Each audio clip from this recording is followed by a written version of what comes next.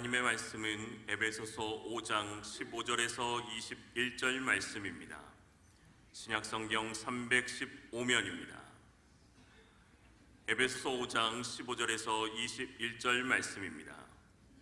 그런즉 너희가 어떻게 행할지를 자세히 주의하여 지혜 없는 자같이 하지 말고 오직 지혜 있는 자같이 하여 세월을 아끼라. 때가 악하니라. 그러므로 어리석은 자가 되지 말고 오직 주의 뜻이 무엇인가 이해하라. 술 취하지 말라. 이는 방탕한 것이니 오직 성령으로 충만함을 받으라. 시와 찬송과 신령한 노래들로 서로 화답하며 너희의 마음으로 주께 노래하며 찬송하며 범사에 우리 주 예수 그리스도의 이름으로 항상 아버지 하나님께 감사하며 그리스도를 경외함으로 피차 복종하라. 아멘. 오늘도 함께 하시는 하나님의 능력으로 자신과 세상을 이기시기를 축복합니다. 슬기롭게 세상을 살아가는 하나님의 기쁘신 뜻을 헤아리는 기쁨과 평안함이 여러분의 삶에 함께 하기를 축복합니다. 여러분 가운데 우리 교회 7월 주일 예배 PPT 배경화면이 무엇이었는지를 기억하는 분이 계십니까? 7월 주일 예배 PPT 배경화면은 그림이 두 가지였습니다. 하나는 제주도의 특징을 보여주는 현무암으로 쌓은 돌담과 그 위에 능소화 사진입니다. 지난 6월에 제가 제주도 삼성열 돌담을 스마트폰으로 찍은 것입니다. 두 번째 그림 역시 제주도 돌담과 그 너머에 느티나무가 어우러진 사진입니다. 제주 읍성 예토 성벽을 찍은 사진입니다. 7월 무더운 날씨에 예배드리는 분들이 조금이나마 시원하게 느꼈으면 해서 제가 찍은 사진을 갈무리해서 예배 배경화면으로 사용했습니다. 제가 찍었으니 지적재산권의 문제가 될 리가 없습니다. 8월의 주일 예배 배경화면은 제주 마라도 앞바다의 무인등대입니다. 찜통더위에 보기라도 좀 시원했으면 해서 배경사진으로 계속 사용했습니다. 역시 제가 찍었으니 사용하는데 시비를 걸 사람은 없습니다. 여행을 하면서 예배 배경화면으로 사용할 것을 생각하고 사진을 찍는 것이 어느덧 버릇이 되었습니다. 그런데 제가 이 말씀을 드리는 이유가 있습니다. 사진 잘 찍었다는 것, 이렇게 노력한다는 것, 자랑하려는 것 아닙니다. 앞에서 제주 돌담 사진은 거의 손을 보지 않았지만 이 무인등대가 있는 바다 사진은 제가 처음 찍은 사진과 사뭇 다릅니다. 분위기가 다릅니다. 요즘 젊은이들에게는 손쉬운 작업이지만 그래도 예배 배경화면으로 사용하려면 여러 단계를 거쳐야 합니다. 배경화면의 모양을 잘라야 하고 크기도 조정해야 합니다. 고화질의 사진이 선명하여 좋다고 그냥 사용하면 화면이 잘 넘어가지가 않습니다. 또 사진의 색깔, 밝기, 선명도, 채도, 색조 등등을 조절해야 합니다. 이것을 제가 부족하지만 직접 조정을 하고 있습니다. 하지만 8월 배경 사진은 자동 보정한 것입니다. 컴퓨터가 알아서 조정한 것이지요. 여기서 컴퓨터가 알아서 한다는 말은 사실 제대로 표현된 말이 아닙니다.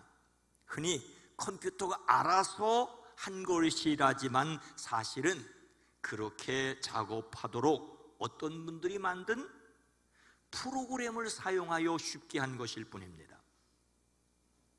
우리는 원하든 원하지 않든 AI, 인공지능이란 말을 자주 듣습니다. 제가 사무실 컴퓨터에서 인공지능에 관한 가장 쉬운 설명을 부탁을 하자 제 컴퓨터가 이렇게 대답을 했습니다. 인공지능은 컴퓨터에서 음성 및 작성된 언어를 확인, 이해, 번역하고 데이터를 분석하며 추천하는 기능을 포함하여 다양한 고급 기능을 수행할 수 있게 해주는 일련의 기술입니다. 이 말이 어느 분에게는 쉬울 수 있지만 어느 분에게는 이해할 수 없이 어려울 수도 있습니다. 사람은 자신이 생각하는 것처럼 생각하는 기계를 만들려고 꾸준히 노력을 해왔습니다. 기계가 스스로 공부하여 엄청난 자료를 분석하고 예측하고 처리하는 일 등등을 하게 했습니다. 물론 기계가 스스로 공부한다는 말은 역시 그렇게 하도록 사람이 프로그램한 대로 작업한다는 뜻입니다. 그 능력과 발전이 엄청나며 쓰임새 역시 엄청납니다. 가정에서 조금이라도 더 편리해진 모든 것에 인공지능이 사용되었다고 보아야 합니다. 가장 간단하게 우리 손으로 들고 다니는 핸드폰, 이 스마트폰에서 검색하고 길을 찾는 것 모두가 인공지능의 활용입니다. 인공지능은 선택이 아니라 필수가 되었습니다. 특히 컴퓨터를 사용하여 일하는 모든 사람에게는 선택의 여지가 없습니다. 아니, 엄청나게 발전하고 있기에 어떤 분야의 인공지능을 어떻게 사용해야 할지를 선택하는 것이 중요한 시대가 되었습니다. 그래서 사람에 관하여 생각하는 이 8월에 인공지능도 생각하게 되었습니다. 사람은 하나님의 형상으로 지음을 받았으나 하나님과 관계가 깨어진 죄인이 되었습니다. 그래도 예수님 안에서 살아갈 방향이 있습니다. 자신의 연약함을 알아야 하고 예수님께로 되돌아와야 하고 그 발에 엎드려야 합니다. 하지만 눈부신 인공지능의 발달로 생각해야 할 것이 더욱 많아진 세상에서 왜 그렇게 해야 할지를 생각해야 합니다. 이 시간을 통하여 오늘을 살아가는 그리스도인의 자세에 관하여 함께 생각하려고 합니다. 오늘날 이 세상을 우리는 어떻게 살아야 할까요? 첫째로 어떻게 행할지 자세히 주의하여야 합니다. 15절 말씀입니다. 그런즉 너희가 어떻게 행할지를 자세히 주의하여 지혜 없는 자 같이 하지 말고 오직 지혜 있는 자 같이 하여. 하나님께서 사도 바울을 통하여 에베소 교회 성도들에게 빛의 자녀로 살 것을 말씀하십니다. 그리스도께서 여러분을 사랑하셔서 우리를 위하여 하나님 앞에서 향기로운 예물과 제물로 자기 몸을 드리신 것 같이 여러분도 사랑으로 살아가십시오. 여러분도 사랑으로 살아가십시오라고 말씀하는데, 이 세상이 어떤 세상이라고 말합니까? 음행이나 온갖 더러운 행위나 탐욕이 넘칩니다. 더러운 말과 어리석은 말과 상스러운 농담이 예사입니다. 음행하는 자나 행실이 더러운 자나 탐욕을 부리는 우상 숭배자가 많습니다. 그래서 여러분은 아무에게도 헛된 말로 속아 넘어가지 마십시오라고 말하고 있습니다. 그리고 이어서 그러므로 여러분은 어떻게 살아가야 할지를 살피십시오라고 오늘 본문 말씀을 말하고 있습니다. 너희가 어떻게 행할지에서 행하다는 말은 누구의 주변에서 그 사람들과 어울려 살아가는 추종자가 되는 것을 가리킵니다. 자신이 누구를 무엇을 따라가고 있는지 자세히 주의하라고 말하고 있습니다. 자세하다는 말은 가장 엄하고 정확한 것을 가리키는 말에서 유래해서 엄격하고 정확하고 신중한 것을 뜻합니다. 주의한다는 말은 기본적으로 본다는 뜻입니다. 경험으로 알고 마음의 눈으로 보는 것을 포함하고 있습니다. 정확하고 신중하게 살펴야 할 것을 명령합니다. 어제 어느 한 신문의 머릿 기사는 AI 초혁신 30대 과제 기술주도 성장 띄운다였습니다. 정부가 기업, 국민, 정부 등 전 분야의 인공지능 대전환과 초혁신 경제 실현을 위해 30개 선도 프로젝트를 추진한다는 내용입니다. 인공지능을 탑재한 로봇, 자율주행차 상용화 등을 통해 AI 1등 국가를 노리겠다는 것이죠. 사회 전반의 AI 역량을 키우기 위해 전국민 AI 한고라 사업을 추진하고 초, 중, 고등학교뿐만 아니라 대학생, 일반 국민 등을 세분화해서 창의재단과 EBS 등을 통해 맞춤 교육을 하겠다는 것입니다. AI 인재에게 급여, 병역 혜택을 주고 해외 인재도 유치하겠다는 것입니다. 그야말로 미래 먹거리인 AI에 총력을 기울이겠다는 것입니다. 그런데 여기서 우리는 생각해야 할 것이 있습니다. 기술이 문제가 아니라 그 기술을 사용하는 사람의 문제라는 것이지요. 사람의 지능은 언어, 수리, 공간, 공감, 대인 능력 등 다목적인 다차원의 능력을 가지고 있습니다. 하지만 인공지능은 주로 논리와 추론, 정답을 도출해내는 능력에 집중되고 있습니다. 인공지능에도 감정을 입히는 작업이 꾸준히 진행되지만 이것 역시 계산된 프로그램입니다. 인공지능은 공개된 모든 지식, 즉 자료, 데이터를 활용하는 기술입니다. 공개되지 않은 지식은 사용할 수가 없습니다. 그래서 감추려는 기술과 빼내려는 기술이 싸우고 있습니다. 공개된 자료라는 것을 반드시 기억해야 합니다. 저는 인공지능의 바로 전 단계인 인터넷 검색을 오래전부터 사용했습니다. 궁금하면 열심히 찾아보았습니다. 근데 요즘은 조금 복잡한 검색을 하면 자동적으로 AI가 작동을 합니다. 그런데 검색한 자료의 끝에는 언제나 아주 작은 글씨로 AI 답변에 오류가 있을 수 있습니다. AI 답변에 오류가 있을 수 있습니다라는 글자가 뜨는 것을 볼 수가 있습니다. 오래전부터 검색한 자료를 읽다가 그 자료가 살짝 또는 마침내 다른 곳으로 흘러가는 것을 자주 보았습니다. 성경질이나 배경 설명 자료를 검색하여 읽다 보면 이상한 주장, 이단들이 올린 자료임을 알 수 있습니다. 그야말로 잘 나가다 삐뚤어 나가는 것이지요. 그것이 그들의 노림수일 수 있습니다. 그러니 AI 답변에 오류가 있을 수 있습니다라는 말을 새겨드려야 합니다. 그렇다면 오류를 분별해내는 지혜가 필요합니다. 그래서 2000년 전 하나님께서 바울을 통하여 에베소 교회에 하신 말씀, 그런즉 너희가 어떻게 행할지를 자세히 주의하여 지혜 없는 자같이 하지 말고 오직 지혜 있는 자같이 하라는 말씀이 유효합니다. AI 답변에 오류가 있다고 해서, 인터넷에서 이상한 자료가 넘치고 넘친다고 해서 인공지능을 사용하지 않거나 인터넷을 끊고 살 수는 없는 세상이 되었습니다. 특히 우리의 다음 세대들은 어쩔 수 없습니다.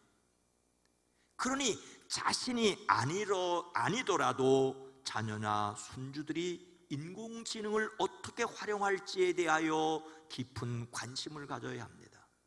여러분은 지금 인공지능이 활용된 말씀을 듣고 있습니다. 오늘날 이 세상을 우리는 어떻게 살아야겠습니까? 둘째로 주의 뜻이 무엇인가를 이해해야 합니다. 17절 말씀입니다. 그러므로 어리석은 자가 되지 말고 오직 주의 뜻이 무엇인가 이해하라. 오래전 어느 분이 세상은 넓고 할 일은 많다라는 말을 했었죠. 그 말을 변형하자면 지식의 바다는 넓고 분별해야 할 일은 많다라고 할 만합니다.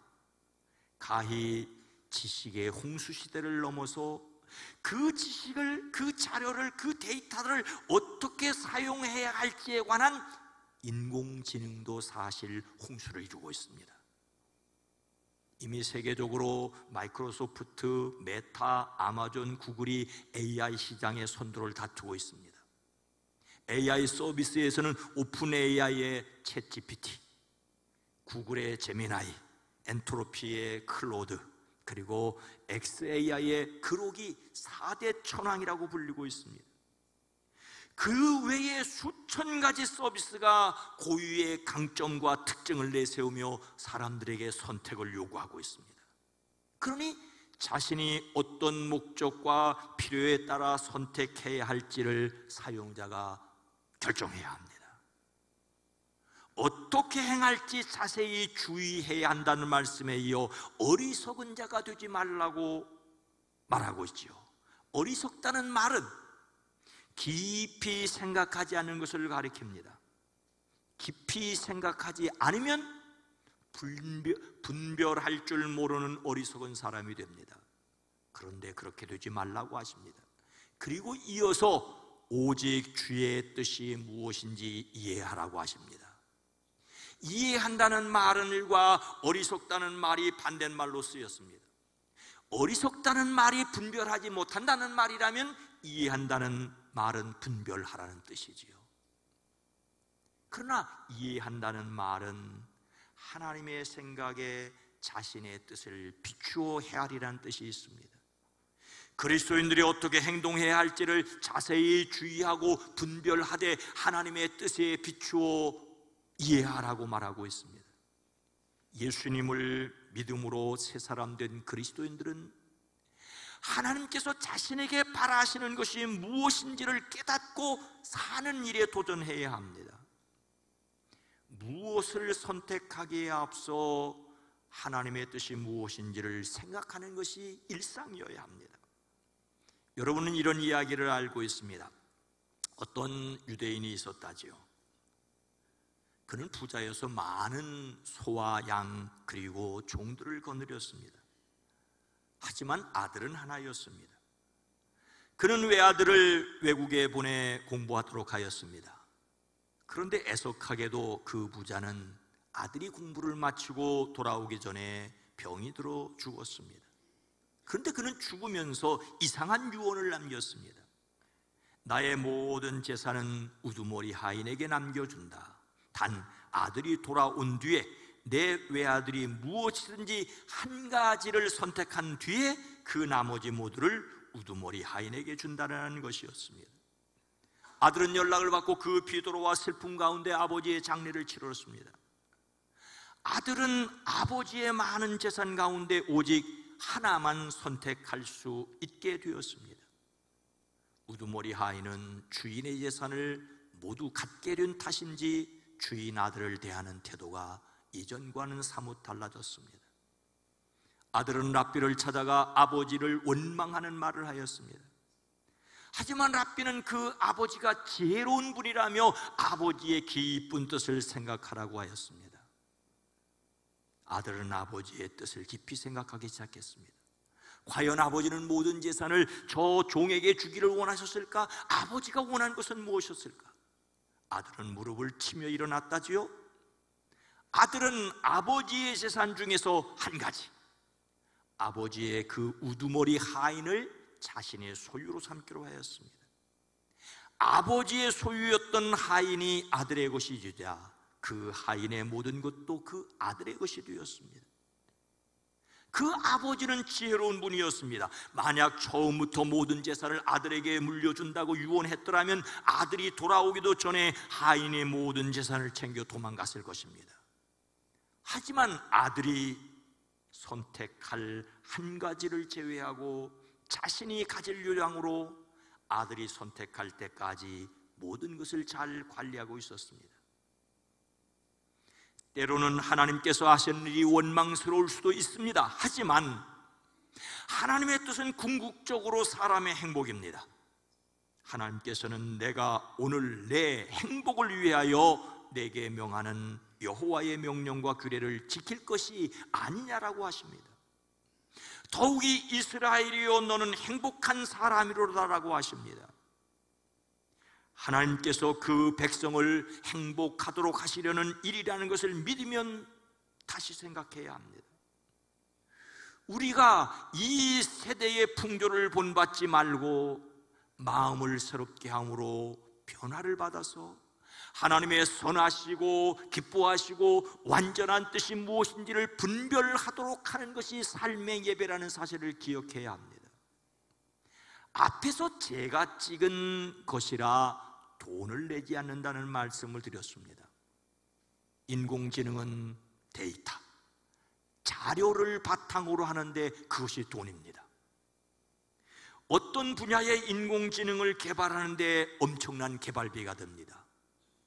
좋은 자료를 사용하는데도 비용이 듭니다. 그러니 편의를 받았으면 거기에 상응하는 대가를 지급하는 것은 당연합니다. 모든 것이 이익을 목적으로 개발되었다는 사실을 잊지 말아야 합니다.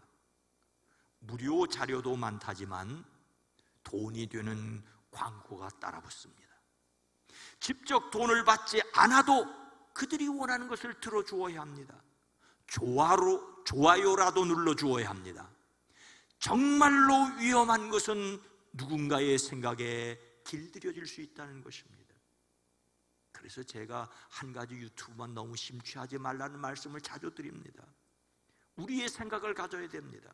우리의 생각, 하나님의 생각을 가져야 합니다. 그리스도인으로서 그러므로 어리석은 자가 되지 말고 주님의 뜻이 무엇인지를 분별하는 사람들이 되기를 주의 이름으로 축복합니다. 오늘날 이 세상을 우리는 어떻게 살아야 하겠습니까? 셋째로 오직 성령으로 충만함을 받아야 합니다. 18절 말씀입니다. 술 취하지 말라. 이는 방탕한 것이니 오직 성령으로 충만함을 받으라. 오늘 말씀이 우리에게 주시는 내용은 분명합니다. 어떻게 행할지 주의하기 위하여 하나님의 뜻이 무엇인지를 이해해야 하고, 하나님의 뜻이 무엇인지를 이해하려면 오직 성령으로 충만함을 받아야 한다는 것입니다. 이것은 2000년 전 에베소에 있는 성도들에게만 필요한 말씀이 아니라 인공지능이 시대의 주류가 되어버린 오늘에도 반드시 들어야 할 내용입니다. 어떤 사람이 바다 가운데 누운 듯이 자유롭고 돛대 꼭대기에 누운 것 같이 온 세상을 다 가진 것 같고, 사람이 때려도 아프지 않고 쳐도 아무렇지도 않다고 말할 수 있는 사람은 어떤 사람일까요? 아마도 복음을 전하다 감옥에 갇혔으나 자유로웠던 바울 정도의 사람이 아닐까요? 바울은 감옥에 갇혔으나 세상을 초월하는 하늘의 세계를 맛보았습니다. 그런데 여러분, 너는 바다 가운데 누운 자 같을 것이요 돛대 위에 누운 자 같을 것이며, 내가 스스로 말하기를 사람이 나를 때려도 나는 아프지 아니하고 나를 상하게 하여도 내게 감각이 없도다라는 말은 술 취한 사람이 하는 말입니다. 오늘 말씀은 오직 주의 뜻이 무엇인지를 이해하는 지혜로운 사람의 첫 번째 특징으로 술 취하지 않은 것이라고 말합니다. 사람들은 술이 악한 것이냐라고, 그것이 죄가 되느냐고 묻습니다. 어쩌면 술이 악한 것이나 술 먹는 것 그 자체가 죄가 아닐지도 모르지만 분명한 것은 그것이 사람을 방탕하게 만든다는 것입니다. 술의 폐해를 성경은 포도주는 사람을 거만하게 만들고 독한 술은 사람을 소란스럽게 만든다라고 말하고 있습니다. 술이 아니라 어떤 생각과 어떤 것에 취하고 그것이 우리를 방탕하게 할 수 있다는 것입니다.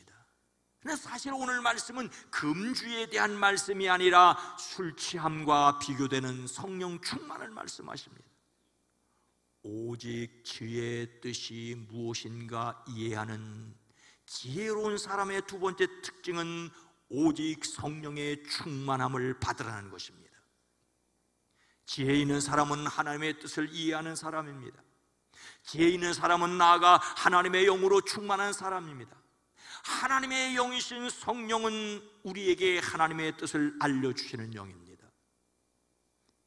성령 충만은 어떤 은사를 말하는 것이 아니라 우리로 하나님 앞에서 자유로움이라고 말할 수가 있습니다. 어떤 영국 사람이 미국에 선교하려고 갔습니다. 그 선교사는 미국에서 결혼하고 싶은 한 아가씨를 만났습니다.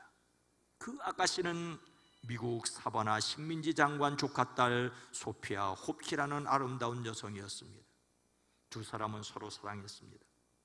그는 그가 사랑하는 그 여인과 결혼하려는 순간에 이 결혼이 하나님의 뜻인지 알 수가 없었습니다. 그래서 그는 하나님의 뜻을 알기 위해 막대기를 세워서 넘어지는 쪽으로 결정하기로 했습니다.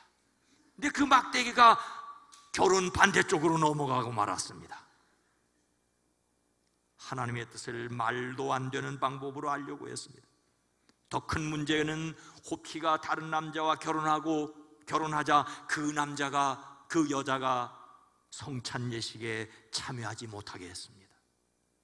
그러자 홉키 집안의 사람들과 이웃이 그 선교사를 옹졸한 비인격자로 나무라는 것은 당연했습니다. 결국 그는 미국에서 선교 활동을 포기하고 낙심하여 영국으로 돌아올 수밖에 없었습니다. 이 선교사의 이름이 무엇인지 아십니까? 존 웨슬레입니다. 이 이야기를 하는 이유는 하나님의 뜻을 잘못 판단한 한 예를 들기 위해서일 뿐입니다. 감리교인은 어떤 사람을 필요 이상으로 과대평가하거나 영시하지 않습니다. 실수는 실수로 인정하여 반복하지 않으려고 하고 공로는 공로대로 인정하여 모범으로 삼고 배우려는 사람들입니다. 절대로 지팡이를 세우고 넘어지는 것으로 하나님의 뜻을 결정하지 마십시오. 존 웨슬레는 다소 믿음이 흔들린 상태로 영국으로 돌아왔습니다. 그는 바다의 풍랑 가운데서도 평안을 잃지 않았던 독일 모라비안 그리스도인들을 기억하고 그들을 찾아가 겸손히 배웠습니다. 그리고 1738년 5월 24일 그의 가슴을 뜨겁게 하는 성령을 경험합니다. 그의 연말에는 성령의 은사를 엄청나게 경험하였습니다. 그리고 그는 평생 성령으로 충만하여 하나님께 이끌림을 받는 사람을 살았습니다. 우리는 하나님의 뜻을 알기 위해 말씀을 읽어야 합니다. 하지만 그 말씀의 지식이 우리를 자유롭게 하거나 기쁘게 하지 못한다는 것을 기억해야 합니다. 하나님의 말씀을 기록하도록 하셨던 그 성령께서 우리에게 함께 계심으로 말씀을 깨달아 알게 하실 뿐만 아니라 우리를 자유하게 하십니다. 성령이 우리를 인도하도록 우리는 기도해야 합니다. 순종의 기도입니다. 우리는 자신에게 지혜가 부족하다는 사실을 인정하고 모든 사람에게 후히 주시고 꾸짖지 않으시는 하나님께 기도해야 합니다. 그리고 또 하나, 시와 찬미와 신령한 노래로 서로 화답하며 우리의 마음으로 주님께 노래하며 찬송해야 합니다. 그리고 또 하나, 모든 일 늘 우리 주 예수 그리스도의 이름으로 하나님 아버지께 감사를 드려야 합니다. 하나님께 찬송을 드리고 감사하는 마음이 계산하고 분석하고 판단하고 결정하는 인공지능에 사람다움을 줄 수 있습니다. 인공지능에 가장 필요한 것이 사람다움입니다. 그래야 한편으로 치우치지 않은 하나님의 형상으로 점점 회복될 수 있습니다. 성령 충만으로 가장 사람다울 수 있기를 주의 이름으로 축복합니다. 사랑하는 성도 여러분, 오늘 이 시대는 가히 인공지능의 시대라고 할 수 있습니다. 어느 한 사람이 생각하는 것을 뛰어넘어 공개된 모든 지식을 활용하게 되었습니다. 인공지능의 AI는 그런 지식을 활용할 수 있게 하는 기술입니다. 그런데 그 기술은 만든 사람과 사용하는 사람 사이에 미묘한 줄다리기가 있습니다. 주고받는 거래가 있다는 것을 기억하십시오. 거래에는 반드시 주고받는 내용이 있습니다. 그래서 지혜가 필요합니다. 더욱 사람다움이 필요한 시대입니다. 그래서 가장 사람답게 하시는 하나님의 뜻을 깨닫기 위해 성령을 의지하기를 원합니다. 피할 수 없는 길이기에 당당하게 맞서야 하지만 그것은 지혜로움과 겸손함 그리고 하나님이 본래 창조하신 사람다움이어야 합니다. 성령으로 충만하여 주의 뜻을 이해하는 저와 여러분 모두가 되기를 주의 이름으로 축복합니다. 거룩하신 하나님, 자비로우신 주님, 지식이 홍수를 이루고 있기 때문에 그 지식을 분별할 수 있는 지혜가 필요한 시대입니다. 인공지능이 주류를 이루고 있기에 더욱 사람다움이 그리워지고 사람다움이 회복되어야 할 것을 기억하게 됩니다. 주님, 하나님이 태초에 만드신 사람다움, 하나님의 영상을 회복하기 위해 그리스도 안에서 새로운 피조물일 뿐만 아니라 이 시대 속에서 하나님의 형상을 회복하는 우리의 삶이 되어지게 하옵소서. 주여, 기도합니다. 우리의 다음 세대, 우리의 젊은이들이 기술에 함몰되는 것이 아니라 기술을 잘 활용할 수 있는 하나님의 백성들 되어지게 하옵소서. 예수님의 이름으로 간절히 기도드리옵나이다.